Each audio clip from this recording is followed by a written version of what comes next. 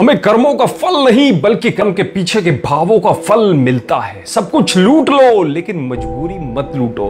हम कितने मासूम हैं। लॉकडाउन की खबर सुनते ही 2 रुपए का नींबू 10 रुपए में बेचने लगते हैं, 30 रुपए का प्याज 100 रुपए में बेचने लगते हैं, 25 का परवल 80 में बेचने लगते हैं। मरीजों के लिए ऑक्सीजन की कमी सुनते हैं तो ऑक्सीजन की कालाबाजारी शुरू कर देते हैं। हम मरीज को हजारीबाग से रांची पहुंचाने की बात देखते हैं तो 10 से 15 हजार रुपए मांग बैठते हैं। बनारस से गाजीपुर के लिए 10,000 मांगते हैं, मिर्जापुर से बनारस के लिए 5 से 10,000 मांगते हैं, नोएडा से दिल्ली के लिए 5,000 मांगते हैं। दम तोड़ते मरीजों की दुर्दशा देखते हैं तो रेमडेसिविर इंजेक्शन में पैरासीटामोल मिलाकर बेचने लगते हैं। हम जब मरीजों पर जान की आफत देखते हैं तो लाखों का बिल बनाकर चूसना शुरू कर देते हैं। हम मरीजों के लिए जरूरी दवाओं के नाम जानते हैं फिर उनको स्टोर करना शुरू कर देते हैं। वास्तव में हम बहुत मासूम हैं या फिर लाशों का मांस नोचने वाले गिद्ध हैं। गिद्ध तो मरने के बाद अपना पेट भरने के लिए लाशों को नोचता है, पर हम तो अपनी तिजोरियां भरने के लिए जिंदा इंसानों को ही नोच नोच कर खा रहे हैं। कहां लेकर जाएंगे ऐसी दौलत, या फिर किसके लिए?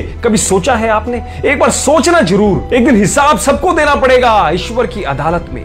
कच्छ के भूकंप के दौरान की एक सच्ची घटना आपको सुनाता हूं। जिगरा हो ना तो अंत तक बड़े ध्यान से सुनिएगा।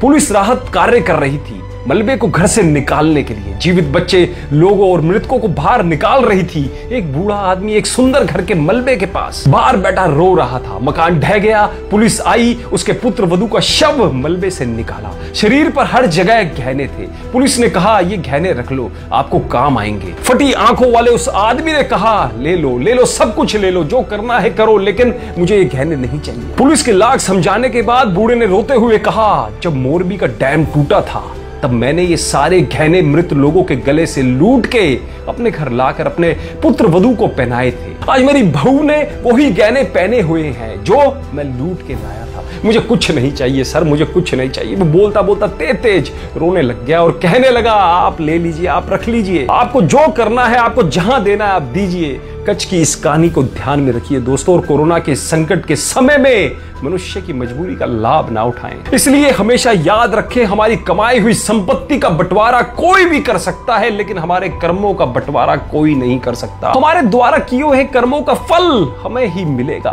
कर्म की गठरी लाद के जग में फिरे इंसान, जैसा करे वैसा भरे, विधि का यही विधान। कर्म करे किस्मत बने, कर्म करे किस्मत बने, जीवन का ये मर्म।